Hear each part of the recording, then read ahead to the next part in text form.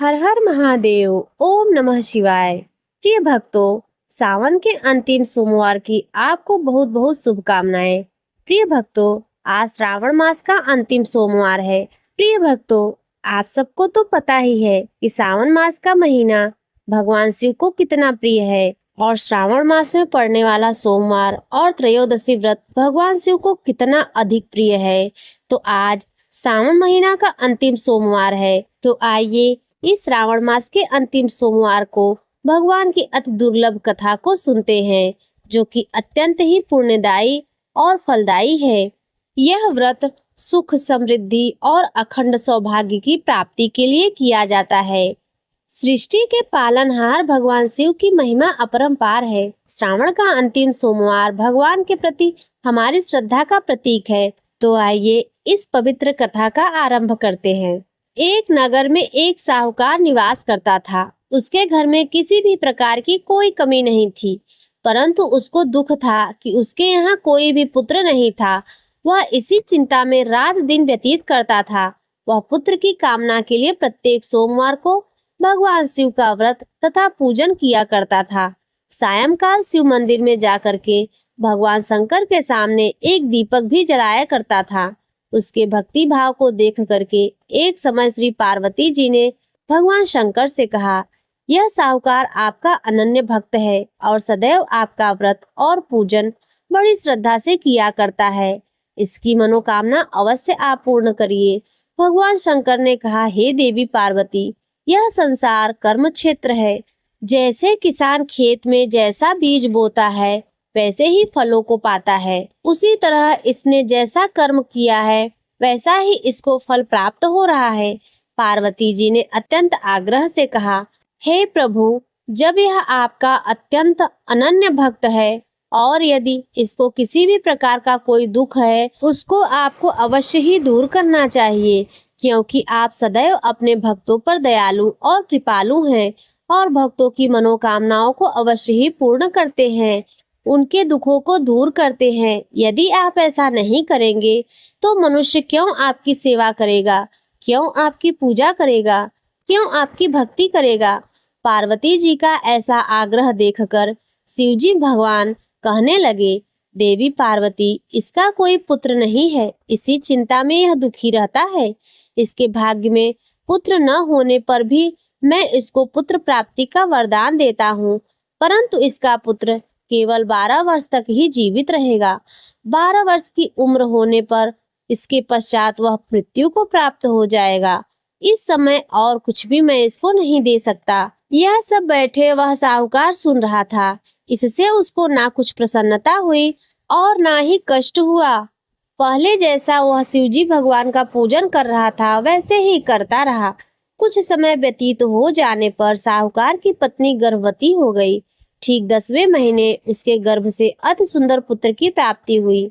साहूकार के घर में बहुत खुशियां मनाई गई, परंतु साहूकार ने उसकी केवल 12 वर्ष की आयु जान करके कोई अधिक प्रसन्नता व्यक्त नहीं की और न ही किसी को इस बारे में बताया। जब उस पुत्र की आयु 11 वर्ष की हुई, तब साहूकार की पत्नी ने साहूकार से कहा, हे स्वामी, अब हमें अपने पुत्र का विवाह कर देना चाहिए। लेकिन साहूकार ने कहा, नहीं, अभी हमें अपने पुत्र का विवाह नहीं करना है, अभी मुझे इसको पढ़ने के लिए काशी भेजना होगा। तब साहूकार ने अपने साले को बुलाकर, अर्थात बालक के मामा को बुलाकर उसको बहुत सारा धन देकर कहा कि इस बालक को काशी पढ़ने के लिए ले जाओ और रास्ते में जिस स्थान पर भी जाओ वहां पर यज्ञ करते हुए जाना और ब्राह्मणों को दान पुण्य करते हुए उनको भोजन करवाते हुए जाना। दोनों मामा और भाजे सब जगह यज्ञ करते हुए ब्राह्मण को भोजन कराते हुए जा रहे थे। रास्ते में उनको एक शहर पड़ा। उस शहर के राजा की कन्या का विवाह था। दूसरे राजा का लड़का जो विवाह करने के लिए बारात लेकर आया था, वह एक आंख से अंधा था। उसके पिता को इस बात की बड़ी चिंता थी कि कहीं वर को देखकर कन्या के माता पिता विवाह में किसी भी प्रकार की अड़चन पैदा न कर दे। इस कारण जब उसके अति सुंदर सेठ के लड़के को देखा तो मन में विचार आया कि क्यों न इसी को दूल्हा बनाकर दूल्हे के कपड़े पहनाकर विवाह करा दिया जाए। उसके बाद धन देकर इसको विदा करके कन्या को अपने साथ लेकर चला जाऊंगा। ऐसा विचार कर उसने लड़के के मामा से कहा, यदि आप मेरी इस समस्या का समाधान कर दे तो बड़ी कृपा होगी। बालक का मामा तैयार हो गया। उसने दूल्हे के कपड़े पहनाकर मंडप में उसे बैठा दिया। विवाह के सभी कार्य बड़ी ही सुंदरता से संपन्न हो गया। परंतु जिस समय लड़का जाने लगा, उसने राजकुमारी की चुनरी के पल्ले पर लिख दिया कि तुम्हारा विवाह मेरे साथ हुआ है, किंतु तुम्हें जिस राजकुमार के साथ भेजा जाएगा वह एक आंख से काना है। मैं तो काशी पढ़ने जा रहा हूँ। उस राजकुमारी ने जब चुनरी पर ऐसा लिखा हुआ पाया तो उसने अपने पिता से सारी बात बता दी और राजकुमार के साथ जाने से इनकार कर दिया। यह मेरा पति नहीं है, मेरा विवाह इनके साथ नहीं हुआ है। मेरा पति तो काशी पढ़ने गया है। राजकुमारी के माता पिता ने अपनी कन्या को उसके साथ विदा नहीं किया और बारात खाली हाथ वापस लौट गई। उधर वह सेठ का लड़का और उसका मामा काशी पहुंच गए और वहां उन्होंने यज्ञ करना आरंभ किया। लड़के ने पढ़ना शुरू कर दिया। उसकी शिक्षा का प्रारंभ हो चुका था। जब लड़के की आयु 12 साल की हो गई, तब एक दिन एक यज्ञ आरंभ किया और यज्ञ चल ही रहा था तो लड़के ने अपने मामा से कहा कि मामा जी, आज मेरी तबीयत कुछ ठीक नहीं है। मामा ने कहा कि अंदर जाके सो जाओ। लड़का अंदर जाकर सो गया। थोड़ी ही देर में उसके प्राण निकल गए। जब उसके मामा ने आकर देखा तो यह तो मर चुका है और मुर्दा पड़ा हुआ है। उसको बड़ा ही दुख हुआ और उसने सोचा कि यदि मैं अभी रोना पीटना शुरू कर दूंगा तो यज्ञ अधूरा रह जाएगा। अतः उसने जल्दी से यज्ञ का कार्य संपन्न करवाया और समाप्त करने के बाद ब्राह्मणों के जाने के बाद रोना पीटना आरंभ कर दिया। संयोगवश उसी समय उधर से माता पार्वती और भगवान शंकर जा रहे थे। पार्वती माता भगवान शंकर से कहने लगी, हे प्रभु, कोई रो रहा है, इसके कष्टों को दूर करो। तब भगवान शंकर ने उसके पास जाकर कहा, बताया कि यह उसी साहूकार का बेटा है जिसको मैंने 12 वर्ष की आयु प्रदान की थी। इसकी आयु पूरी हो चुकी है, इसलिए अब यह मृत्यु को प्राप्त हो चुका है। पार्वती माता ने कहा, भगवान कृपा करके इस बालक को और आयु प्रदान करो, अन्यथा इसके माता पिता तड़प तड़प कर मर जाएंगे। माता पार्वती के इतना अनुरोध करने पर भगवान भोलेनाथ ने उस बालक को और आयु प्रदान कर दी और वह जीवित हो उठा। उसके बाद माता पार्वती और भगवान शंकर कैलाश पर्वत की ओर चले गए। बालक को जीवित देखकर उसका मामा बहुत ही प्रसन्न हुआ और उस बालक को लेकर अपने घर की ओर चल पड़ा। रास्ते में वह उसी शहर के पास रुका जहां उसका विवाह संपन्न हुआ था। वहां पर आकर उन्होंने यज्ञ किया। लड़के के ससुर ने अपने दामाद को पहचान लिया और अपने महल में ले जाकर उसका बड़ा ही स्वागत सत्कार किया और बड़े ही आदर के साथ बहुत सारा धन और सम्मान देकर अपनी कन्या के साथ उसकी विदाई की। जब वह अपने शहर के निकट आया तो मामा ने कहा कि मैं पहले तुम्हारे घर जाकर के सबको खबर देता हूँ कि उस समय लड़के के माता पिता अपने घर की छत पर बैठे हुए थे। उन्होंने यह प्रण रखा था कि अगर हमारा पुत्र सकुशल घर आएगा तो राजी खुशी नीचे उतर आएंगे, अन्यथा वही छत से कूदकर अपने प्राणों को त्याग देंगे। इतने में उसके लड़के के मामा ने आकर यह समाचार दिया कि उसका पुत्र सकुशल यहाँ आ रहा है और उसने विवाह कर लिया है और अपनी दुल्हन के साथ आ रहा है, बहुत सारा धन भी लेकर आया है। वह साहूकार बड़ा ही प्रसन्न हुआ और अपने बेटे तथा उसकी पत्नी के साथ उसके मामा का बड़ा ही आदर सत्कार किया और धूमधाम के साथ उसने अपने घर में उत्सव मनाया और वह साहूकार अब भगवान शिव की अच्छी प्रकार से भक्ति करने लगा।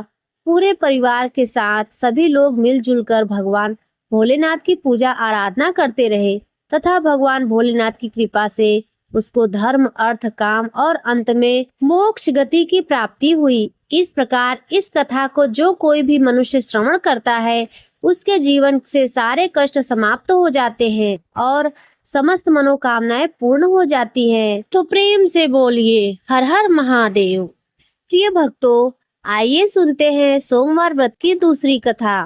प्राचीन काल में एक गरीब पुजारी रहा करता था। उस पुजारी की मृत्यु के बाद उसकी विधवा पत्नी अपने भरण पोषण के लिए पुत्र को साथ लेकर भीख मांगा करती थी।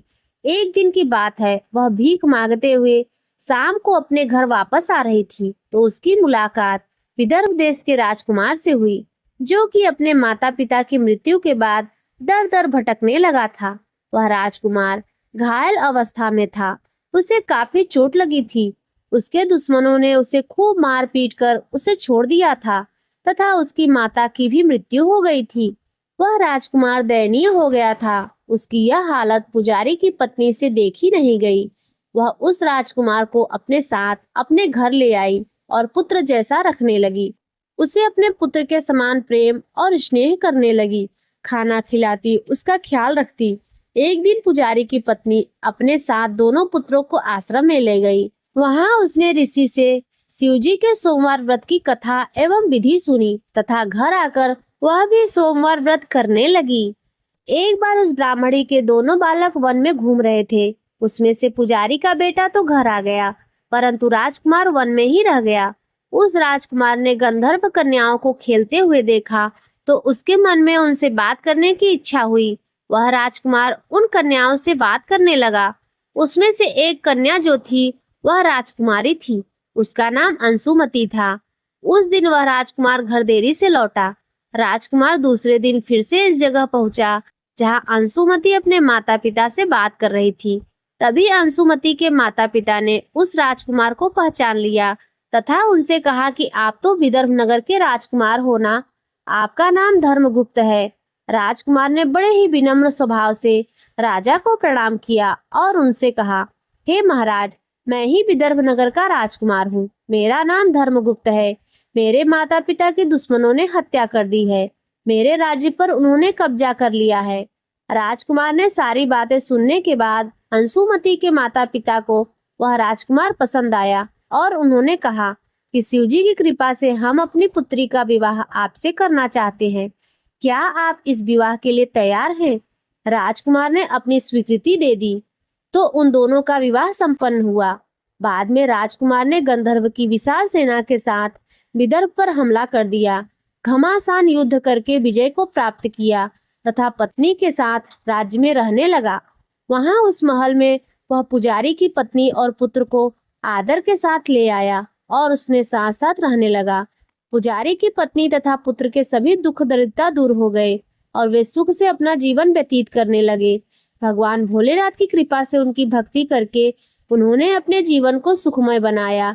हे भगवान भोलेनाथ, जिस प्रकार आपने उस ब्राह्मण को सब कुछ प्रदान किया, उन्हें गरीब से धनवान बनाया, हे प्रभु, आप भी अपने भक्तों पर जो यह कथा सुन रहा है, कह रहा है और हुकारा भर रहा है, उसके जीवन में भी सुख समृद्धि शांति देना, उनकी गरीबी दूर करना। जय भोलेनाथ। अंशुमति ने राजकुमार से इन सभी बातों के पीछे का कारण और रहस्य पूछा। तब राजकुमार ने अंशुमति को अपने जीवन की पूरी बात बताई, साथ ही सोमवार व्रत का महत्व और व्रत के प्राप्त से फल से भी अवगत कराया। इस दिन से सोमवार व्रत की प्रतिष्ठा व महत्व बढ़ गया तथा सभी लोग इस व्रत को श्रद्धा पूर्वक करने लगे, इसकी कथा को पढ़ने तथा सुनने लगे। ऐसा करने से मनुष्य के सभी कष्ट और पाप नष्ट हो जाते हैं एवं मनुष्य को अभिष्ट की प्राप्ति होती है।